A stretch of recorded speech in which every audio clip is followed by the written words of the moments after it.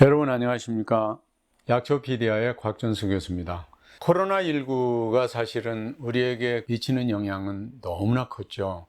이 팬데믹 상황에서 생활에 많은 변화를 초래하고 있고요. 재택근무를 할지 또는 활동량이 많이 부족해지고 있잖아요. 그러면서 이제 스트레스가 쌓이고 근육량이 상대적으로 빠지게 되는 이런 악순환을 반복할 수밖에 없게 됐죠. 이 운동하기 좋은 계절에 가만히 있어서야 되겠습니까? 중요한 것은 이렇게 집콕하는 시간들이 많아지면서 갑자기 운동을 하게 되면은 관절마디랄지 근육이랄지 이런 것들을 손상시킬 수 있는 그런 염려들도 많고요. 근본적으로는 이 근골을 튼튼하게 해주는 그런 보조적인 식품 같은 거 이런 것들이 있으면 좋지 않겠어요? 자, 그래서 오늘부터 몇 차례에 걸쳐서 근육과 뼈 건강에 좋은 약초들을 중심으로 몇 차례 동안에 걸쳐서 소개를 좀 해드릴까 생각을 합니다. 제일 먼저 두충입니다. 자, 민간에서 보통 두충나무로도 불리게 되는데요. 공식적인 식물 이름은 두충입니다. 낙엽, 화렵, 교목이고요. 두충과에 속하는데 키가 20m까지 자라게 됩니다. 키가 큰 나무죠. 작은 가지는 매끄럽고 광택이 나지만 묵은 줄기는 두껍고 코르크층으로 덮여 있어서 또 잎이 어긋나고요. 타원형 또는 달걀 모양으로 서로 어긋나고 끝이 날카롭고 가장자리에 톱니가 있습니다. 꽃은 단성화죠. 그래서 암수 딴그루로 되어 있습니다. 암그루가 수그루가 따로 있다는 얘기죠. 자, 두충의 경우에 아주 중요한 약재인데요. 옛날에 중국에 그 두충이라고 하는 사람이 살고 있었어요. 근데 그 사람이 살고 있는 그 마을에 마을 사람들이 이렇게 아무리 봐도 이 사람이 바깥 출입을 안 하는 겁니다. 집안에만 갇혀서 신선이 되겠다고 공부를 하고 있는 분이에요. 다들 이제 비웃었겠죠. 근데 어느 날 어때요? 마을 앞에서 찌릉찌릉 소리가 들리는 거예요. 야, 동네 사람들아, 잘 있거라. 나 신선 먹었어. 뭐 이런 식으로 소리를 했겠죠. 모두 놀래서 밖에 나가 보니까 어때요? 이 사람이 구름을 타고 지팡이를 하나 짚고 막 손을 흔드는 거야. 그러면서 하늘로 쫙 올라가더라는 거죠. 마을 사람들이 그 집을 들어가서 보니까 밥을 해먹은 흔적이 없습니다. 오로지 어떤 나무 껍질을 벗겨서 그것을 삶아서 먹은 흔적들만 가득 쌓여있고 나무 그 껍질 찌꺼기들이 뒷마당에 가득 쌓여 있어요. 그 뒷뜰에 가서 보니까 이상한 나무가 하나 심어져 있는데 그 나무들이 숲을 이루고 있는 거예요. 그 뒤로부터 이 사람들이 그 나무를 두충나무라고 하자 이렇게 해서 붙여진 전설이 있는 그런 나무입니다. 두충 한번 볼까요? 자, 그림을 보고 계시는데요. 왼쪽은 지금 두충나무 둥치에 지금 잎이 내려와 있는 모습이고요. 잎을 자세히 보게 되면은 지금 계란형으로 생겨 있고 가장자리에 어때요? 아주 톱니가 가느다랗게 많이 나 있는 것을 볼 수 있죠. 자, 오른쪽 그림 잘 보세요. 이게 보통 15년 내지 20년 정도 된 나무 둥치입니다. 수간부라고 그러죠. 그 수간부의 줄기를 보여주고 있습니다. 자, 보통 두충의 경우에 나무 껍질에 구타페르카라고 하는 아주 독특한 성분이 들어있고요. 알칼로이드, 펙틴, 유기산, 알도스, 케토스 이런 다양한 물질들을 함유하고 있습니다. 간과 신장의 기능을 보호하고요. 근육과 뼈를 튼튼하게 하고 태아를 편안하게 하는 효능이 있어요. 그래서 예로부터 아주 귀중한 약재로 사용을 했고요. 보통은 허리 통증이랄지 관절의 마비 또는 오줌을 눈 후에 잔뇨감이 있다든지 또는 음부의 가려움증을 이렇게 호소하는 이런 분들에게 아주 유용하게 사용할 수 있는 약재였습니다. 거기다가 두충 추출물의 경우에는 신경계 질환, 기억력 장애, 치매, 거기다가 항산화 작용, 피부 노화, 골다공증, 류머티스, 관절염 이런 것들을 치료하는 효과가 높다고 해서 한방에서는 아주 귀중하게 사용하는 약재거든요. 그러면 이 두충을 어떻게 사용해야 될까요?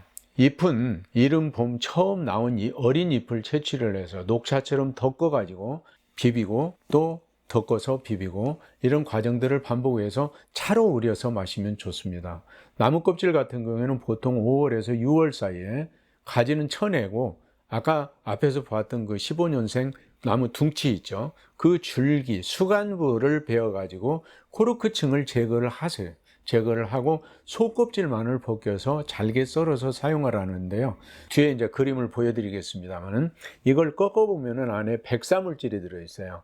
비단백자를 쓰거든요. 비단 실 모양의 하얀 물질들이 들어가 있는데 이것이 바로 구타페르카라고 하는 성분입니다. 근데 이 구타페르카 성분은 그냥 우리가 먹었을 경우에는 복통과 소화불량을 유발시킬 수 있는 원인 물질이 되기 때문에 이걸 전부 없애줘야 되는데 전체적으로 이렇게 한 층이 들어가 있기 때문에 이걸 그냥 빼내서 물리적으로 없애기가 어렵습니다.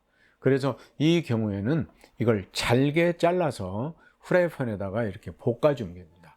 볶아주면 안에서 녹게 되겠죠. 그렇게 해서 겉 부분이 약간 까뭇까뭇하게 이렇게 좀 탔다 싶을 정도로 약한 불에다 쭉 볶아주게 되면 안에서 그 구타페르카 층이 다 녹아서 타서 없어지게 됩니다. 이렇게 해야 복통과 소화불량을 방지할 수 있는 좋은 그 가공 방법이 되겠습니다. 이제부터 지금 그림을 한번 보실 텐데요. 자, 왼쪽 그림을 한번 보시면은요, 두충나무를 그대로 지금 베어 놓은 모습입니다. 겉껍질 부분에 마치 그 코르크층처럼 두꺼운, 왜 이걸 벗겨내라고 그러냐면 이 코르크층에는 약효가 없어요. 약효가 전혀 없습니다. 그래서 예를 들어서 두충을 5g을 넣어라 했는데 이 코르크층을 포함을 해서 5g을 넣었다면 실질적으로는 어때요? 2 내지 3g 정도밖에 안 들어간 셈이 되잖아요. 그래서 정량을 넣기 위해서는 이 코르크층을 반드시 벗겨내라 하는 것이 중요한 포인트가 되겠습니다. 자, 이 그림은요, 아까 보았던 그런 그 코르크층 위에다가 수건에다 흠뻑 물을 적셔가지고 그냥 씌워 놓으세요. 한참 동안 씌워 놓았다가 이게 이제 불겠죠. 그런 다음에 큰 감자 깎는 칼로 이렇게 득득득 문지르게 되면 어때요? 이렇게 껍질이 쉽게 벗겨집니다. 이게 껍질 벗겨진 모습이거든요. 자, 이런 것들을 우리가 유용하게 활용할 수 있어야 되겠습니다. 그래서 겉껍질을 이렇게 벗겨내고요. 속껍질만을 이렇게 벗겨서 사용을 하게 되는데요. 이 속껍질을 벗겨서 말려놓은 것이 바로 이런 모습이 되겠습니다. 두충의 활용 방법을 한번 볼까요?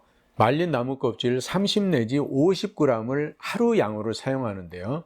말린 나무 껍질 보통 한 30g 정도를 1리터 정도의 물에다가 넣고 끓인 다음에 이거를 갖다가 2 내지 3회 정도로 나누어서 하루에 마시면 되겠습니다. 아니면 이제 술을 담는 경우에는 말린 그 두충 100 내지 150g 정도를 3.8리터 소주에다가 이렇게 넣어가지고 충분히 이걸 우려낸 다음에 숙성을 시켜서 반주로 한 잔씩 이렇게 복용하시면 되겠습니다. 이 두충은 뭐 전국적으로 지금 재배가 되고 있기 때문에 구하기가 굉장히 쉽고요. 건재상에 가게 되면은 이렇게 가공된 두충을 팔고 있기 때문에 이런 것들을 우리가 사다가 사용하셔도 되겠습니다. 자, 최근의 연구 동향을 보면은요, 두충을 포함한 신경계 질환의 예방 및 치료 조성물이 특허 출원이 되어 있고요.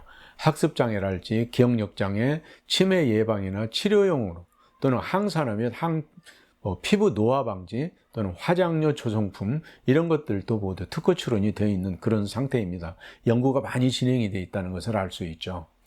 자, 그러면 이런 두충과 함께 배합을 하면 좋은 약재들이 또 있겠죠.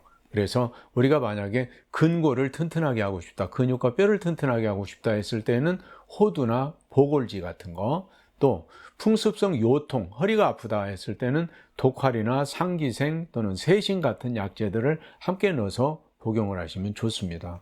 또 외상성 요통이 있을 경우에는 천궁이나 단삼, 계피 같은 걸 사용할 수 있고요. 생리 요통이 있을 경우에는 당귀나 천궁, 작약 이런 것들은 주로 이제 피를 만들어주고 조혈, 보혈 작용을 해주고 혈액 순환을 잘 시켜주고 수렴 작용을 하는 그런 약재들이기 때문에 이런 것들이 아주 유용하게 사용될 수가 있겠습니다. 또 신호로 인해서 신장의 기운이 허하다는 얘기죠. 그 다음에 양위 증상이 왔다. 양도가 이렇게 위축되는 소위 말하는 임포텐스나 뭐 조루 같은 걸 말하게 되겠죠. 이런 증상들이 왔을 때는 녹용이나 산수유, 토사자 같은 것들을 첨가할 수도 있습니다. 자, 그 다음에 습관성 유산이나 태동불안이 왔다. 그럴 때는 상기생, 속단, 악교, 토사자 이런 약재들을 함께 넣어서 두충과 함께 복용을 해주면 아주 좋은 효과를 거둘 수가 있습니다. 한 번쯤 사용해 주시기 바랍니다. 자, 이 두충은 원래 독성이 없기 때문에 오래 먹어도 무방하고 가리는 음식들은 없습니다. 다만 다시 한번 강조를 하지만 코르크층에는 약효가 없기 때문에 반드시 껍질을 벗겨내고요. 속껍질만을 사용을 해야 되는데 속껍질 내피층 사이에 어때요? 잘라보면 아까 비단실 모양처럼 하얀 게 들어있다고 그랬죠? 구타페르카. 이 구타페르카가 복통과 소화불량을 유발시킬 수 있기 때문에 반드시 이걸 어떻게 해라? 프라이팬에다가 볶아서 이거를 녹여서 태워 없애라. 자, 지금 보고 계시는 그림이 바로 이겁니다. 이게 잘랐거든요. 자른 그 단면에 가서 하얀 비단실 모양의 그 하얀 물질들이 늘늘하게 늘어나는 것을 볼 수 있어요. 이게 바로 구타페르카라고 하는 성분입니다. 이런 것들을 충분하게 제거를 하고 나서 복용을 해주시면 좋은 효과를 거둘 수가 있을 겁니다. 자, 오늘 근골과 그 다음에 정신집중 여러 가지로 효과를 볼 수 있는 두충에 대해서 설명을 드렸습니다. 이 가을 두충 준비하셔서 건강한 가을나기를 준비해 주시기 바랍니다. 여러분 다음 시간에 다시 찾아뵙겠습니다. 감사합니다.